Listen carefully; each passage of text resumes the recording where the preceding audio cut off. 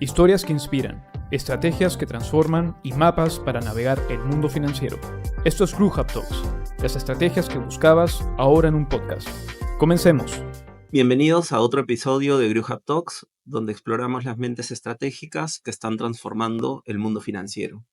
Hoy tengo el privilegio de conversar con Enrique Bailey-Bailliere, director general y CIO de Altex Asset Management, una firma que ha sabido combinar disciplina, tecnología e innovación para ofrecer una gestión patrimonial verdaderamente activa y alineada con los nuevos tiempos. Enrique, es un placer tenerte con nosotros. Muy buenas tardes, el placer es mío. Muchas gracias. Bueno, lo primero que me gustaría preguntarte, Enrique, es, tú vienes de una formación técnica, de la ingeniería. ¿Qué es lo que te llevó a este cambio de carrera, ¿no? A tomar este rubro, perdón, de los mercados, de la gestión.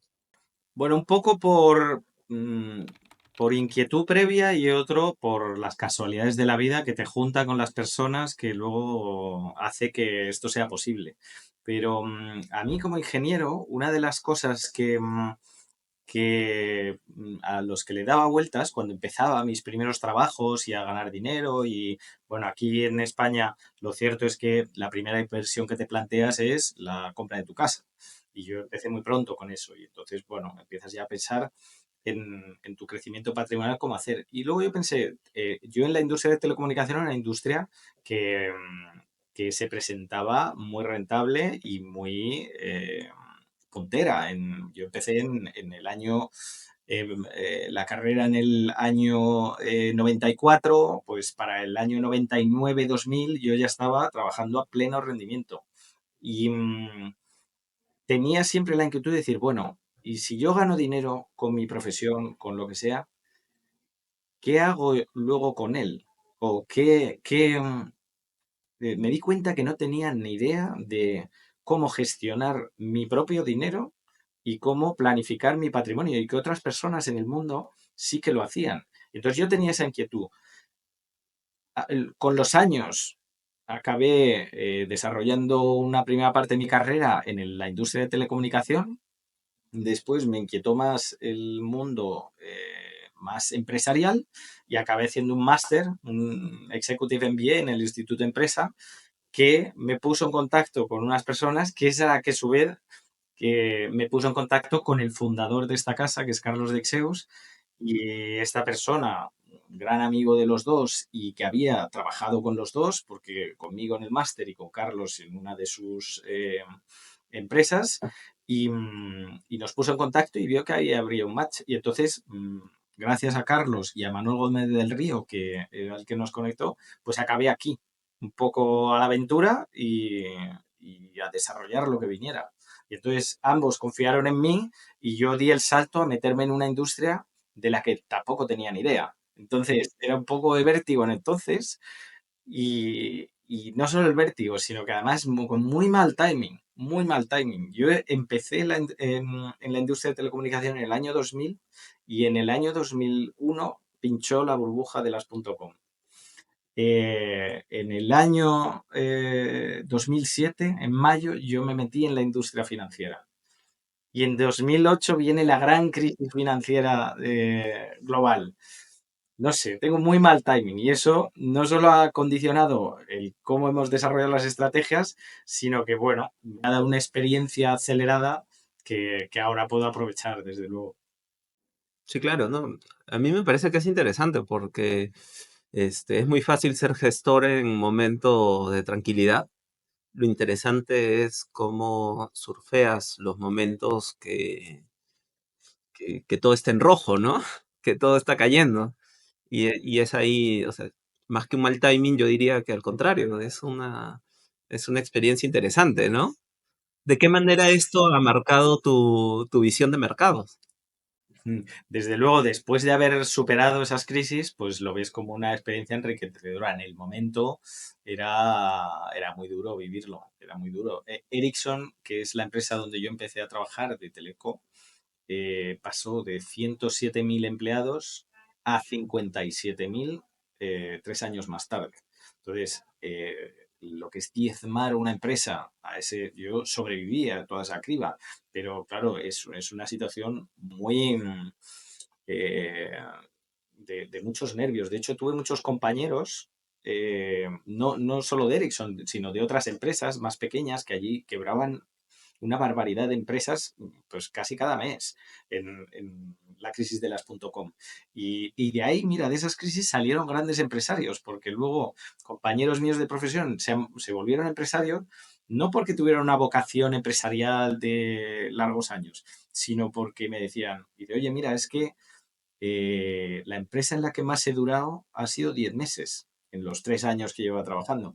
Y no porque me echaran, sino porque la empresa quebraba. Entonces dice, pues mira, voy a montar yo algo y a ver si así dura más. Y así se crearon varios empresarios. En mi caso yo sobreviví y luego evolucioné al mundo financiero y sobrevivimos a la gran crisis de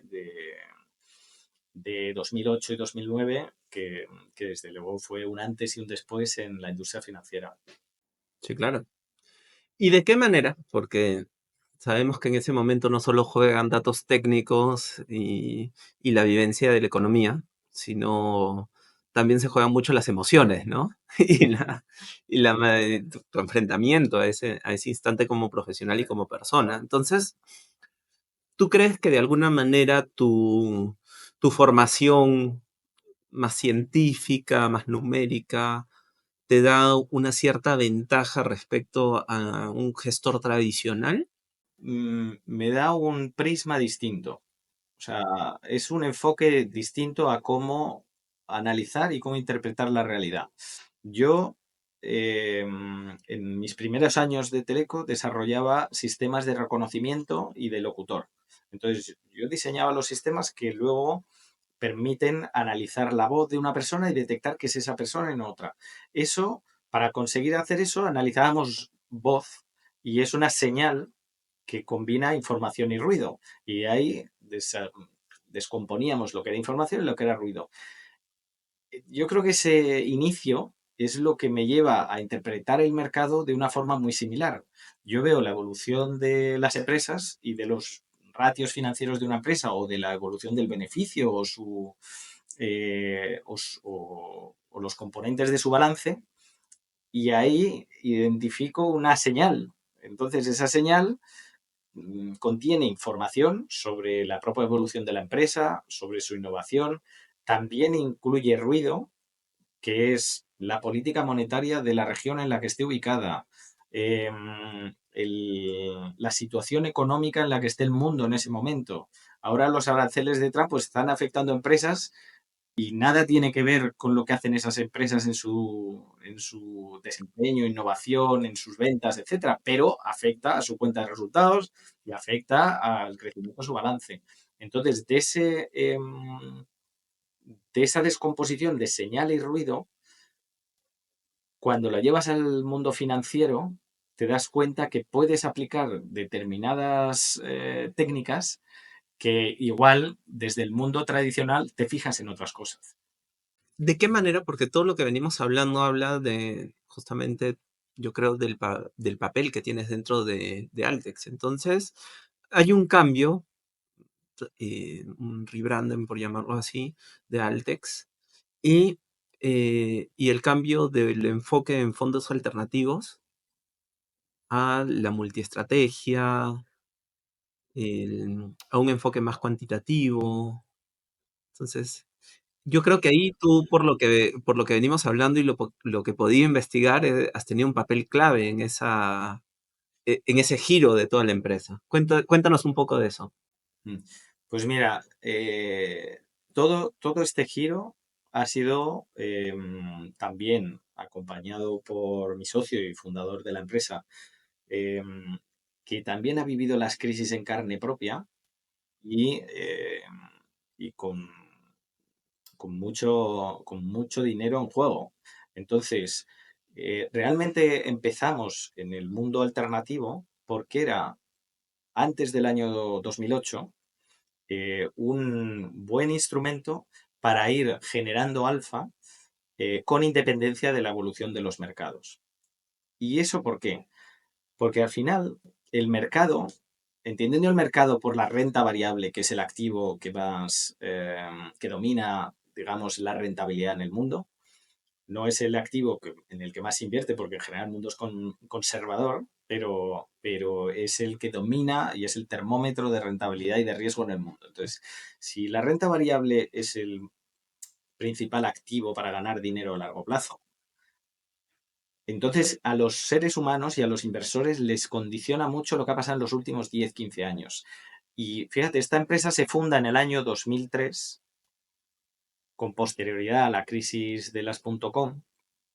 Y además que si tú coges 15 años desde el año 99 hasta el año 2014, todo ese periodo es que si tú estás en renta variable sin ningún tipo de cobertura, sin buscar alfa con independencia de lo que hagan de los mercados, es que no has ganado dinero. Es que has ganado más dinero en renta fija o has ganado más dinero en otro tipo de activos. Entonces, ese condicionante de decir, oye, la renta variable está muy bien porque ganas a largo plazo, pero es que el corto plazo no lo soporta ni el 10% de los inversores. Entonces, por eso empezamos en el mundo alternativo, porque era una fuente de generación de alfa muy positiva y muy beneficiosa para los inversores de riesgo moderado, ¿vale? Siempre puedes tener ahí riesgo muy extremo, muy de nicho, pero de riesgo relativamente moderado y grandes fortunas, era un activo muy válido para ello. ¿Qué pasó? Que en 2008 esas estrategias que protegían y daban rentabilidad, pues realmente ni todas protegieron, ni todas dieron rentabilidad, y las que lo dieron luego encima se volvían ilíquidas. Entonces fue tal decepción con la industria de fondos alternativos, tal y como estaban diseñados entonces, que entonces nos empujó a nosotros a ir al activo principal. Es decir, oye, nosotros buscamos esto, si no lo encontramos en el mercado, vamos a hacerlo nosotros mismos. Y ahí es donde, oye, si nos metemos a gestionar el activo de forma directa, ¿cómo lo hacemos? No vamos a improvisar aquí.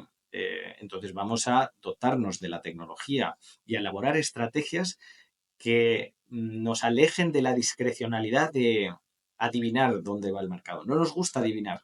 Nos gusta construir estrategias que nos permitan sacar la máxima rentabilidad ajustada al riesgo posible. Y ahí sí que yo realmente tuve mucha influencia porque fui capaz de desarrollar esas estrategias. Y esas estrategias, acompañado de analistas cada vez mejores y con mucho know-how del mercado, pues hemos ido construyendo unos procesos de inversión muy sólidos. ¿Vale? Y supongo que ahí es que entra el sistema DIPS. El sistema DIPS es más reciente porque las primeras estrategias de inversión las centramos en cómo generar más rentabilidad que mercado en equity, y íbamos cubriendo con S&P, con Eurostoxx 50, con índices en general de peor calidad que nuestro global de acciones, pero eran unas estrategias que nos permitían generar bastante alfa, y íbamos gestionando la cobertura de una forma más discrecional, no tan sistemática. Ahora, ¿qué pasó? Que después de todo ese proceso, hacerlo muy bien en 2020, hacerlo muy bien en 2021, llega 2022 y nosotros sufrimos más de lo que teníamos que haber sufrido. Caímos como mercado cuando nosotros teníamos herramientas en principio para caer menos que mercado. ¿Y eso por qué? Porque realmente las acciones de peor calidad subían, las de mejor calidad bajaban. Era un entorno en el que no estábamos cómodos a largo plazo, pero a corto plazo nos hacía sufrir. Y en ese momento analizamos todo lo que teníamos en cartera, los índices con los que teníamos que cubrir, llegamos a la conclusión de que uno de los índices con los que teníamos que cubrir la cartera era el Nasdaq. Entonces, ponerse corto del Nasdaq para un gestor discrecional, o sea, no le deja dormir directamente. O creas un sistema mucho más rápido, mucho más dinámico y mucho más sistemático, o es muy difícil no perder mucho dinero yendo corto del Nasdaq. Y eso hicimos en 2022. Como solución a la crisis que nos encontramos entonces, dijimos, vamos a diseñar un sistema que nos permita proteger de las caídas, pero que nos quite muy poco en las subidas. Muy poco.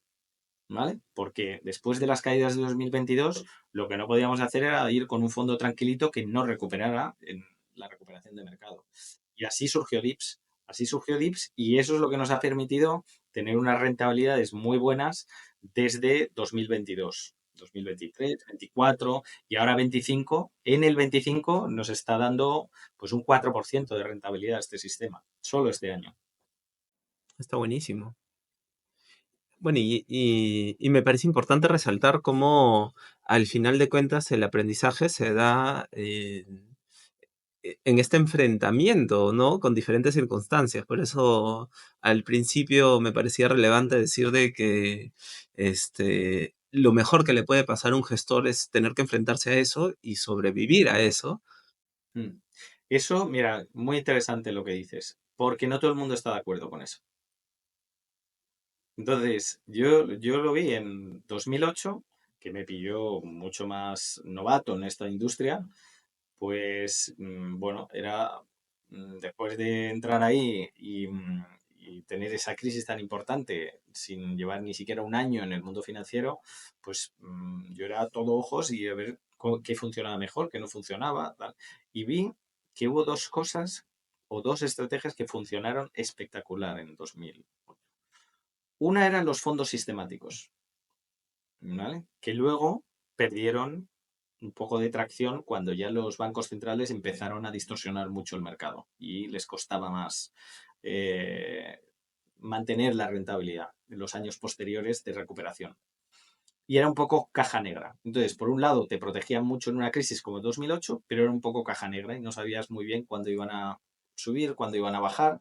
Tenías que tener una fe bastante ciega en que aquello te iba a generar rentabilidad positiva a futuro. Y otra de las cuentas o estrategias que vi que funcionó muy bien es aquellas estrategias que tocaban muy poco. Es decir, dices, mira, tú te comes la crisis de 2008, vale, pero si no cometes el error una vez caído de vender abajo, pues al final con el tiempo has recuperado mucho. Entonces, yo vi que ese efecto ha hecho que los gestores se polaricen hacia los dos mundos. O te vuelves un poco más sistemático o te vuelves menos activo y dices, voy a ser más buy and hold y voy a apuntarme a una estrategia de inversión en la que toque poco. Nosotros, precisamente porque los inversores nos piden que actuemos y además tenemos esa vocación natural de que si algo vemos que se puede mejorar o no funciona, lo arreglamos, lo investigamos, lo corregimos y lo tratamos de mejorar. Entonces nosotros estamos en ese lado. Nosotros vamos a tocar mucho, pero de una forma que sea rentable. Y para garantizar que vaya a ser rentable a futuro, tenemos que ser cuanto más sistemáticos, mejor. Ujú, sí. Y ahí yo creo que es algo que no se profundiza lo suficiente, porque la polarización muchas veces va del lado, o sea, y que se traduce en dos cosas que se pueden ver en redes, ¿no? Que es el DCA, que básicamente es seguir invirtiendo de manera sistemática en el tiempo, que al final en una estrategia pasiva, que puede ser siguiendo un índice, o simplemente un buy and hold en el tiempo, ¿no? Teniendo esta convicción de que el mercado en el largo plazo, sobre todo en índices, va a permanecer en el tiempo. Y por otro lado, la parte de la gestión activa, ¿no? Que ahí es un poco más variopinta, porque hay un poco de todo, ¿no? Es, entonces, efectivamente, creo que se ha polarizado más hacia el lado de la diversificación por la diversificación, muy criticada eh, por, eh, por ejemplo, Warren Buffett, Charlie Munger, que al final, o sea, estás distribuyendo el riesgo, pero lo distribuyes justamente porque en el fondo no estás eligiendo absolutamente nada, ¿no? O sea, ahí la gestión, más allá del balance que tienes que hacer, es mínima, ¿no? Entonces, se tienen de ambas cosas. Entonces, una de las cosas que estuve viendo es que usted, y, y lo has dicho en otras entrevistas, es el tema de que ustedes optan por algo mucho más activo. Optamos por algo más activo y buscamos diversificación, pero esa diversificación no tiene que comprometer la rentabilidad. Entonces, lo primero es decir, vale, tú quieres diversificar, pero diversificar no consiste en, pues voy a poner un poco en todo y entonces así como unas cosas irán bien y otras cosas irán mal, pues bueno, estoy como en la media. No se trata de eso. Nosotros lo que analizamos es, a ver, ¿de qué me quiero proteger o en qué quiero diversificar? Entonces, analizando las estrategias y cómo se comportan los distintos activos en mercado a lo largo de un ciclo económico, ¿vale? Que es el que más o menos puedes tomar como referencia, de, bueno, en un ciclo económico tendrás expansión, tendrás una fase de inflación, cuando ya la expansión está muy agotada, luego se agota el mercado y viene una recesión, porque hay un exceso de oferta y empieza a faltar la demanda por alguna razón. Y entonces ahí tienes una recesión, bomba. Y luego, durante la recesión, funcionan nuestras estrategias y cuando toca a fondo el mercado, porque ya se ha vuelto muy barato y ya la expectativa es a mejorar y no a empeorar, pues empieza a rebotar el mercado antes de que se solucionen las cosas. O sea que es muy difícil coger ese timing de mercado.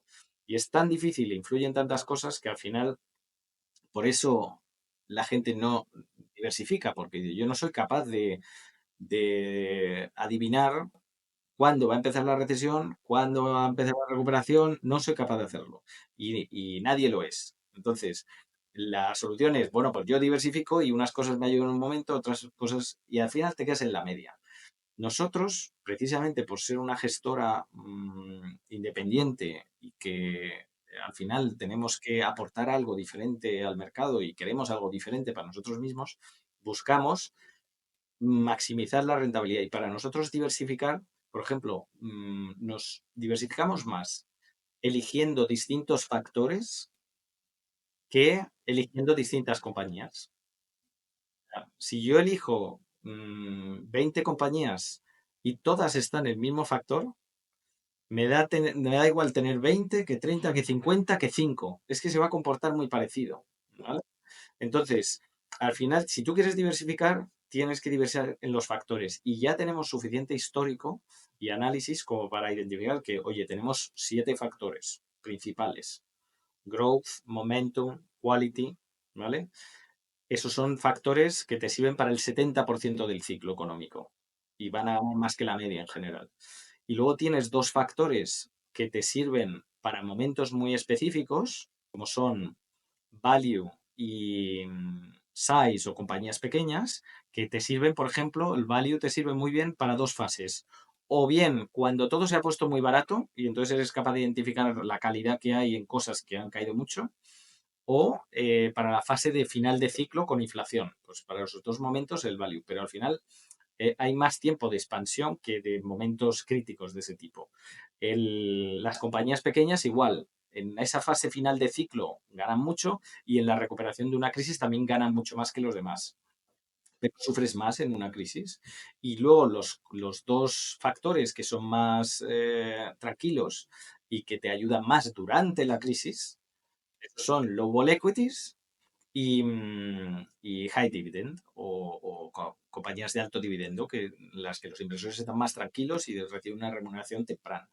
¿Vale? Entonces, si tú eres capaz de identificar cuándo va a empezar cada fase del ciclo, vamos, serías multimillonario porque irías eligiendo cada factor en el momento adecuado.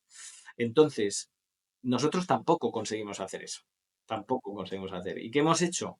Concentrarnos en los factores que más ganan a lo largo de todo el ciclo, en los que más tiempo podemos estar invertidos, que son growth, momentum y quality, y componerlos o protegerlos con cortos de los índices que estén muy correlacionados con ellos. Entonces, nos ponemos cortos de S&P 500 y de Nasdaq para proteger precisamente esos factores que también caen mucho cuando caen los índices. Y lo que hacemos es, oye, vamos a ganar, maximizar la ganancia en las equities con esos factores diversificados más por factor que por compañía en sí. Luego tenemos entre 40 y 50 compañías por fondo. O sea que reducimos el riesgo específico de compañía por esa vía. Pero prestamos mucha atención a esa diversificación Y si llevamos concentración en quality, en growth, etcétera, entonces la protegemos con el índice. Buenísimo. Claro. Básicamente de ahí están haciendo hedging y es sumamente importante porque, como tú mismo has dicho, es imposible. O sea, ni el gestor, si existiera, el mejor gestor del mundo, a menos que tuviera capacidad de ver el futuro, no puede saber en qué ciclo de mercado nos encontramos o poder tener una proyección real del escenario futuro. O sea, es impensable. Y quien lo diga está mintiendo. O sea, no se puede hacer, ¿no? Este, ahora, hay un fondo que me parece interesante, que es el de Altex Momentum. ¿Qué es lo que hace que ustedes lo resalten específicamente, Altex Momentum? No sé si me puedes hablar brevemente de eso. Sí, te cuento lo que es, porque es quizá el más completo y por tanto el que más cajitas tiene para aportar precisamente diversificación. Tiene, es una combinación, por eso es multiactivo, multiestrategia y multifactor. Porque lo que hacemos es combinar 4 factores que nos van a aportar rentabilidad.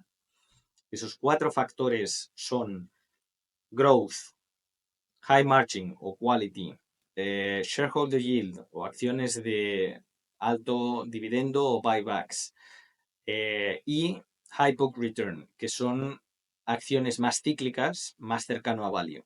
¿Vale? Son 4 factores.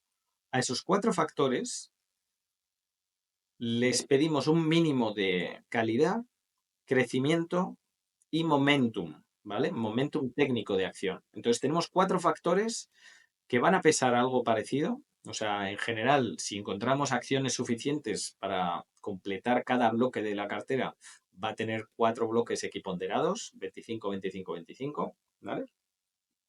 Y luego tenemos 3 estrategias para cubrir.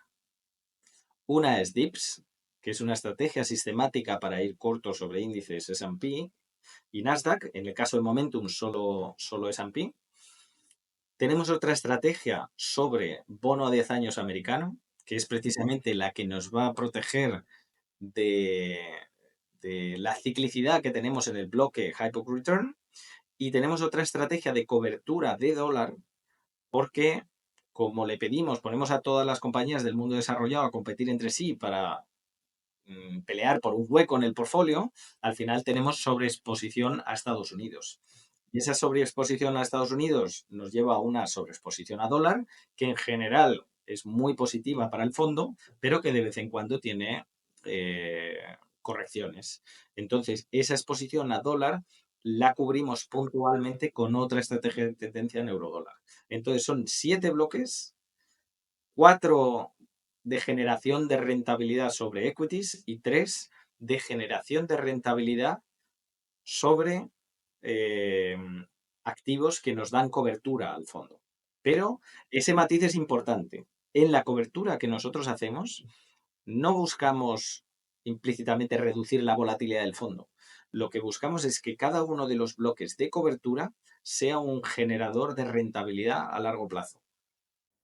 Es interesante, o sea, en el fondo más, no sé si estoy en lo correcto, pero en el fondo no es solo hedging, sino que lo que estás haciendo es una estrategia de descorrelación, lo que en el largo plazo te da rentabilidad en cualquiera de las 7 estrategias.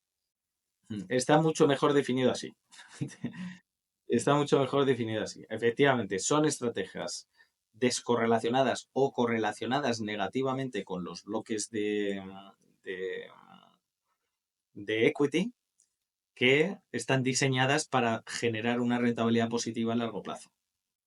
Hay algo que mencionas que sí me parece importante porque habla mucho de la industria en la que estamos y es qué tan importante es no depender de lobbies específicos. Hmm. Bueno, es clave. Para mí es clave.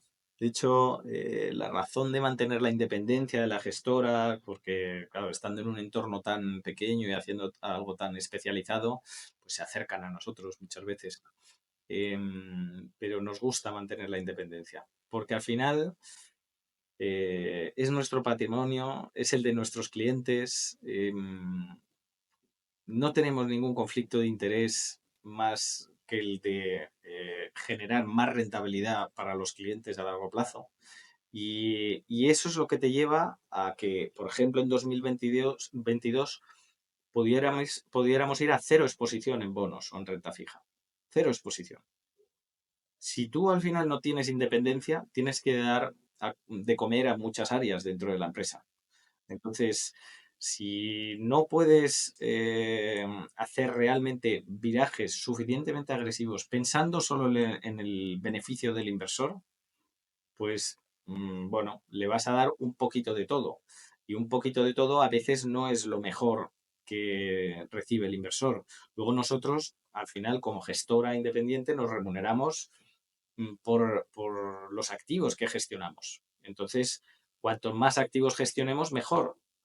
No tenemos bonuses de captación de clientes, no tenemos nadie en la empresa. Entonces, no estamos incentivando en ningún sentido el rendimiento a corto plazo de ningún fondo, porque nuestro principal foco está en que el cliente sea más rico a largo plazo.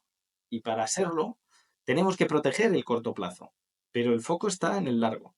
Es decir, ¿cómo consigo yo generar más riqueza y más patrimonio para nuestros clientes a largo plazo? Entonces, ese es el objetivo. Y la consecuencia es que tenemos que proteger y cubrir en las crisis. Pero es la consecuencia, no es que sea el objetivo per se. Ya entrando en la fase final de la entrevista, me gustaría saber qué te preocupa y qué te ilusiona, cómo del mercado actual que estamos viviendo en este 2025, ¿no? Mira, me preocupa que el mundo se está polarizando. O sea, yo en el fondo quizá soy muy altruista o muy humanista en ese sentido, que me gusta ver a la especie humana como una cosa maravillosa que nos permite crecer, inventar cosas, generar mucha riqueza y bienestar para todos. Y yo creo que una de las cosas que había generado mucha riqueza y bienestar para todo el mundo, porque objetivamente la gente vive mejor hoy que hace 50 años y mejor que hace 100, entonces eso ha sido siempre así gracias a que cada vez somos un mundo más global y que eh, tú puedes hacer negocio aquí, yo puedo hacer negocio allí, que se puede compartir la información entre dos puntos muy lejanos del mundo y prácticamente da igual que estés sentado en Madrid, en Bruselas o en Nueva York, tienes acceso a la misma información en el mundo financiero. Entonces, eso es una ventaja enorme que da mucho crecimiento. Lo que me preocupa en este mundo es que con la administración Trump, que es muy buena para los americanos en principio, por las políticas que quiere hacer para ellos, que es reducir su gasto público, reducir su deuda y eventualmente llegar a bajar impuestos, pero creo que es bastante negativa para la globalización del mundo y entonces el mismo liderazgo que ha tenido Estados Unidos, por ejemplo, en defensa, pues ha hecho que los países sientan menos necesidad de armarse y que pelear entre ellos, como pasaba por lo menos en la órbita OTAN. Ahora, si Trump renuncia a ese liderazgo en la OTAN y dice, oye, cada uno armaros vosotros, que yo no quiero este papel de líder del mundo globalizado en defensa. Eso me parece un riesgo enorme para el mundo, porque si todos nos armamos más y todos vamos cada uno por separado, al final habrá conflictos. Entonces, esa fuente me parece una potencial generación de conflictos en el mundo muy preocupante. Y el mundo crece y florece en paz. Si hay guerra, el mundo ni crece ni florece. Se van destruyendo cosas. La gente cuando tiene una guerra se preocupa por su vida y por su defensa personal. Cuando hay una época larga de paz, como la que hemos vivido en el mundo desarrollado durante tantas décadas, pues entonces se presta más a la innovación y al crecimiento y a la investigación científica. Entonces, eso es lo que más me preocupa, yo creo, en el mundo. Con respecto al mercado, que yo creo que como este es un podcast más de mercado, te digo, no estoy demasiado preocupado con el mercado de renta variable ahora, ¿vale? Creo que no hay grandes desequilibrios en el mundo financiero, ¿vale? Las compañías no están hiperendeudadas, las compañías que sí están caras, lo normal es que tengan un crecimiento grande, los bancos están mucho mejor gestionados, los bancos centrales están mucho más coordinados, o sea, se ha avanzado desde 2008 una barbaridad en el mundo financiero. Entonces, creo que para el inversor es mucho más seguro el mercado hoy de lo que era hace 15 años. Entonces, podemos tener caídas, podemos tener volatilidad, que nosotros encantados porque lo aprovechamos con nuestras coberturas, y, pero creo que para el inversor estamos en un mercado todavía alcista, ¿vale? Ahora se ha ido el S&P 500, por ejemplo, está por debajo de la media de 200 sesiones, ese es un punto crítico. Parece que va rebotando en la media de 300 sesiones, que no es una media tradicionalmente muy consistente, y está ahí en una situación bastante crítica. Han empezado a subir los spreads de crédito y eso es preocupante. Entonces estamos en un punto en el que el mercado, precisamente mañana, que es 2 de abril, se va a decantar por subir o bajar cuando conozcamos los aranceles de Trump y se disipe esa volatilidad. Entonces, estamos preparados para reaccionar en cualquier sentido.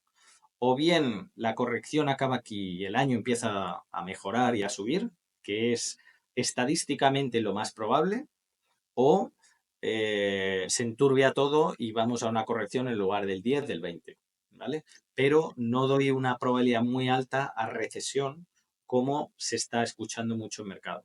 No doy una probabilidad muy alta.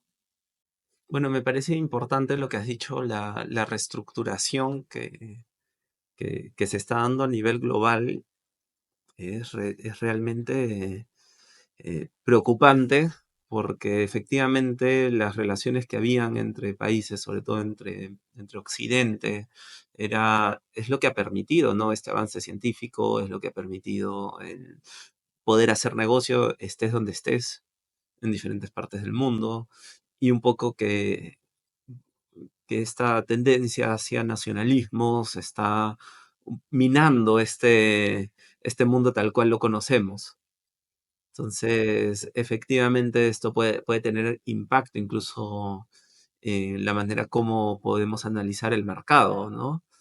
Em, entonces, esa parte de ahí a mí también me parece preocupante, pero me parece que también nos permite eh, ganarle, sacar cierta rentabilidad a la volatilidad que genera. Siempre la volatilidad, sobre todo en fondos activos, es algo, o en tu estrategia, por ejemplo, de cobertura, es algo bien recibido, ¿no? Sí, sí, es verdad que egoístamente un mundo más complicado favorece a los gestores activos. Claro, cuando todo sube, todo va bien, claro, llevamos... Eso además, eso que comentas es súper interesante para a la hora de nuevos gestores que aparecen o inversores que empiezan a invertir ellos sin ayuda de gestores profesionales. Entonces, si tú pillas una... Es que ya pasó en los 90. Tú coges una década de mercados alcistas y al final te acabas creyendo que eres bueno. Tú, porque has pillado una buena época, que a veces dura años, ¿sabes? Y entonces eso es esa lectura que puede hacer algún inversor o algún gestor de decir, oye, pues mira, yo he empezado en 2012 y pues me ha ido muy bien y he ganado mucho dinero y llevo más de 10 años haciéndolo fenomenal. Vale, está muy bien, pero has vivido una época muy limitada. Hay que estudiar un poquito más de track record histórico para saber que las crisis van a venir y van a venir gordas y no se van a recuperar tan rápido como se han ido recuperando en las últimas 3 o 4 crisis. Entonces, la situación de mercado complicada y el hecho de que los índices hayan alcanzado niveles tan caros y de tanta concentración, porque claro, llegar a que las 5 compañías más grandes del S&P pesen más del 30%, ese tipo de concentración eh, es un riesgo que muchos inversores no ven. Y cuando vienen las caídas y vienen las lágrimas, es cuando volvemos la mirada a decir, oye, ¿quién lo está haciendo bien? ¿Quién hace gestión activa? ¿Realmente los índices son tan seguros como parecían en los últimos 10 años? ¿O tenemos que hacer algo más? Bueno, pues para eso estamos nosotros bien preparados como lo estáis vosotros, por lo que conozco de vuestra casa. Sí, y yo creo que ahí es, o sea, al final hay muchas cosas, ¿no? Que preguntar. Yo normalmente, ¿qué es lo que digo? Es preguntar, ¿ya pasaste una crisis y cómo te has sobrepuesto, ¿no? Y la pregunta ahí también, ¿y cuando te ha ido mal, qué es lo que has hecho para superarlo? Porque eso es lo interesante, ¿no? Es analizar los momentos de tensión o de estrés y es ahí donde yo creo que se puede ver realmente la importancia de la gestión, ¿no? Entonces, ahí yo creo que estamos totalmente alineados en el sentido de que este sesgo de ver solo la parte positiva y un poco tapar la parte negativa es lo peor que puede hacer un gestor y en general un inversionista confiar en ese discurso, ¿no? O sea, lo que hay que preguntar es, cuando todo va mal, incluso cuando te fue mal, ¿qué fue lo que hiciste, ¿no? ¿Cómo lo sobrellevaste? ¿Cómo te repusiste? Entonces, me parece que es... El ego, el ego es el principal enemigo de un gestor, el ego. Porque para gestionar necesitas convicción. Y entonces eso normalmente no se da si tienes una personalidad débil. Entonces, entre gestores siempre se encuentran personalidades muy fuertes, con mucho estudio, con mucho análisis, con mucha convicción en lo que hacen. Y eso tiene un lado negativo, que es que cuesta mucho aceptar que te has equivocado. Cuesta mucho aceptar que te has equivocado. Y cuando pasas una crisis y lo haces mal, siempre buscas culpables en el mercado, en la situación, en cosas externas a ti. Y la realidad es que si en una crisis lo haces muy mal, es que te has equivocado. No hay, no hay paños calientes ahí, te has equivocado. Entonces, nosotros cada vez que hemos tenido alguna situación más difícil durante una crisis, pues hemos aceptado muy rápido y eso también es uno de los valores que tenemos en Altex y que inculca nuestro fundador desde el principio, porque Carlos Dexeus, que es el que fundó la compañía hace 21 años, eh, realmente es muy intuitivo, con mucha experiencia en mercados financieros, que ha tenido enormes aciertos, pero que ha tenido la humildad de corregir muy rápido la propia estrategia si la cosa no funcionaba. Entonces, esa capacidad de decir, oye, lo que he hecho hasta ahora, por muy bien que haya funcionado 10 años, hay que cambiarlo porque el mundo ha cambiado y el mundo ha evolucionado, muy pocos gestores son capaces de hacerlo. Y entonces, al final tenemos que hacer cambios, pero basados en datos y probando que lo que nosotros vamos a hacer ahora haya funcionado o siga funcionando en el futuro.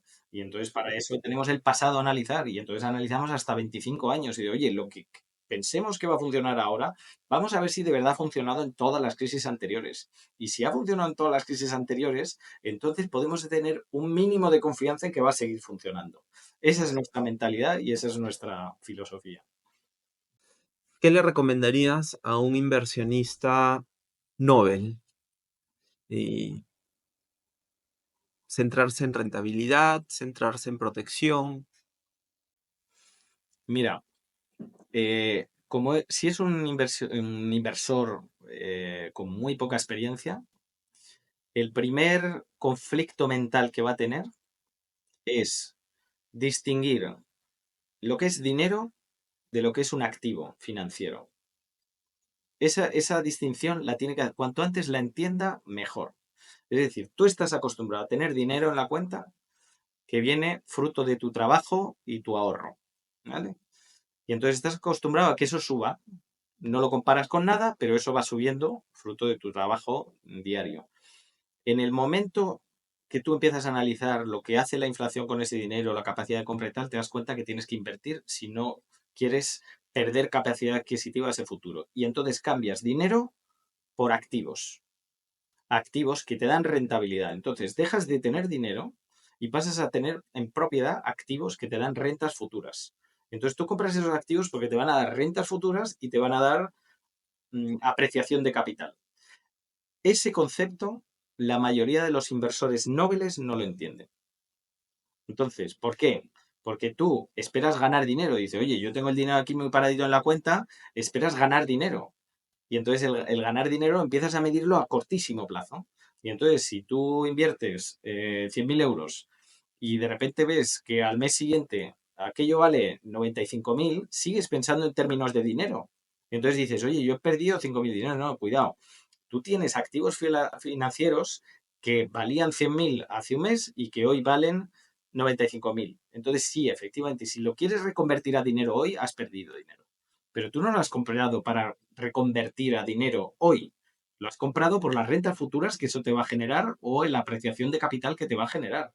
Entonces, no puedes pensar en los mismos términos. Eso es lo primero que tienen que entender para no cometer errores.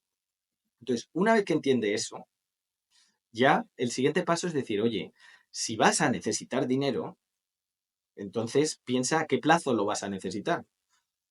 Piensa en qué necesitas de aquí a 12 meses para tener un colchón financiero que te dé tranquilidad, o si cambias de trabajo, si te echan, si tal, si tienes algún imprevisto.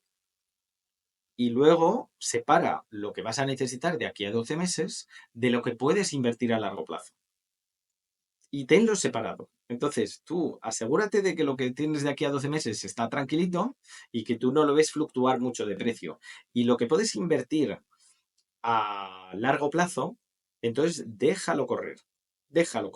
Pero ten las dos visiones para no andar ansioso con la evolución de los precios, porque eso es lo que lleva a los grandes errores de los inversores novatos. Y los inversores más de menos experiencia también tienden a apuntarse a lo que ha funcionado mejor en los últimos 5 años. Y eso es cíclico. Entonces, al final, yo recomendaría que si quieren meterse en el mundo de la inversión, busquen asesoramiento o aprendan, que está todo en Internet, está casi todo, pueden dedicarle tiempo, o sea, que entiendan lo que son los factores, que entiendan lo que es la renta variable, cómo se gestiona, distintas estrategias, qué es lo que hace ganar dinero y qué es lo que no. Y entonces, que cojan información, que si van a meterse en cosas sofisticadas, que busquen asesoramiento y que si van a meterse en cosas sencillas, pues que entiendan que cada cosa tiene su plazo. Exactamente, sí. Y me parece muy interesante lo que has dicho y yo lo concentraría en que una persona que invierte tiene que distinguir en su cabeza que una cosa es el dinero y otra cosa es el activo, ¿no? Entonces, si lo confunden, normalmente van a perder. Y eso es en el 100% de las veces. Entonces, definitivamente es así.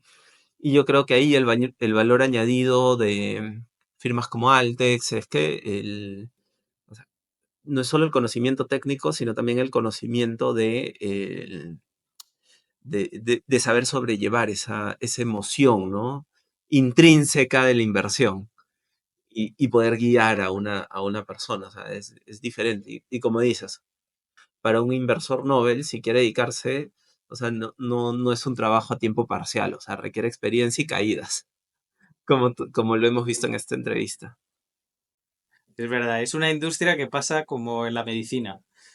Eh, como, como ven mucha disparidad de resultados y muy distinta gestión en unos lados y en otro, y luego te encuentras que los que creías que eran los grandes gurús, pues resulta que no son ni tan gurús ni tan grandes y que no lo hacen tan bien.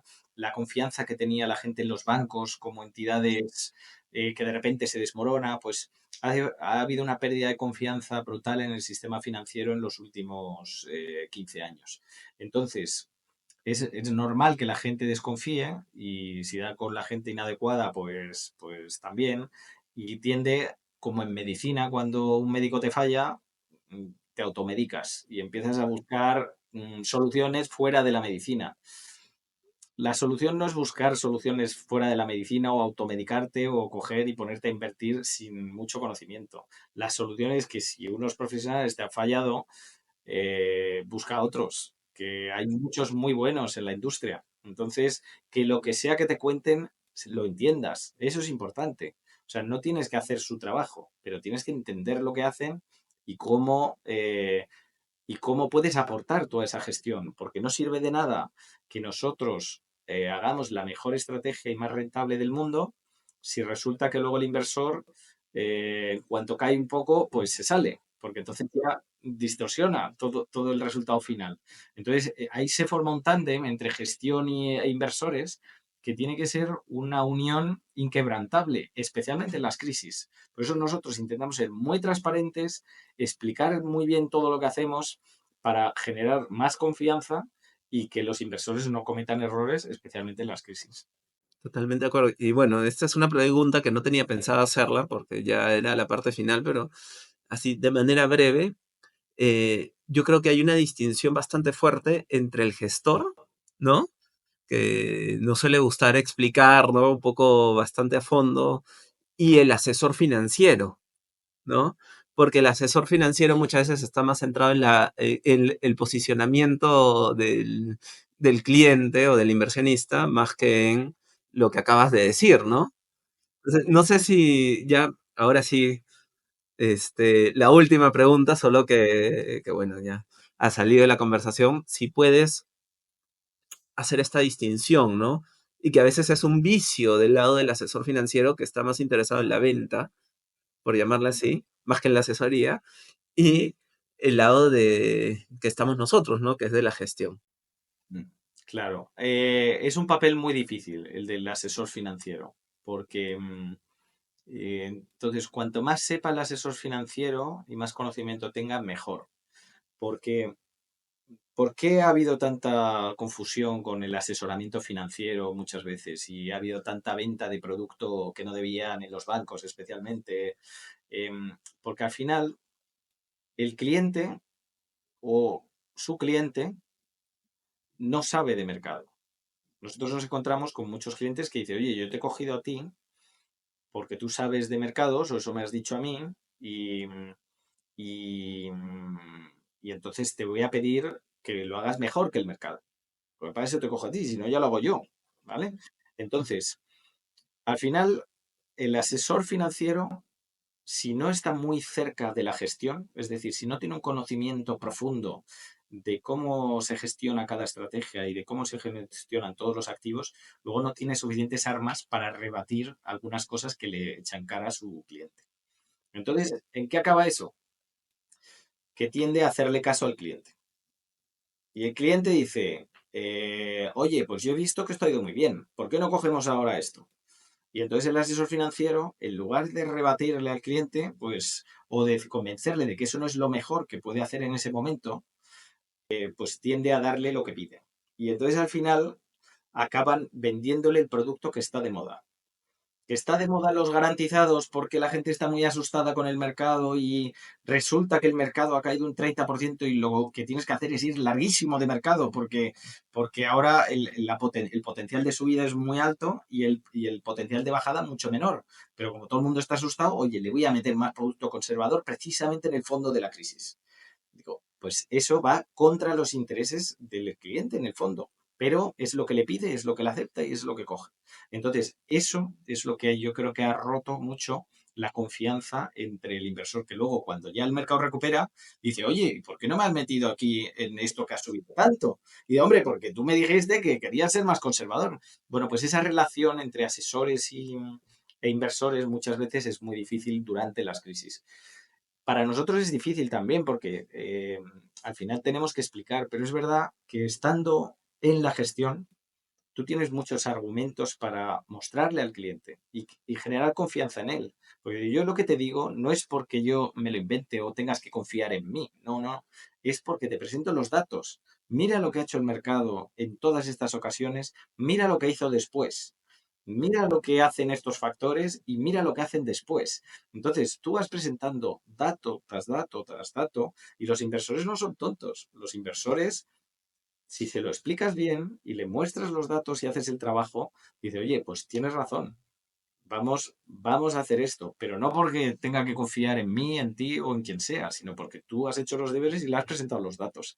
Entonces, nosotros también actuamos de asesores desde la gestión, pero probablemente con más datos que algunos asesores. Hay asesores magníficos que tienen un enorme conocimiento financiero y hacen una labor fundamental precisamente en el asset allocation. O sea, conectar al cliente con la gestión y unir esas dos piezas es un trabajo muy difícil.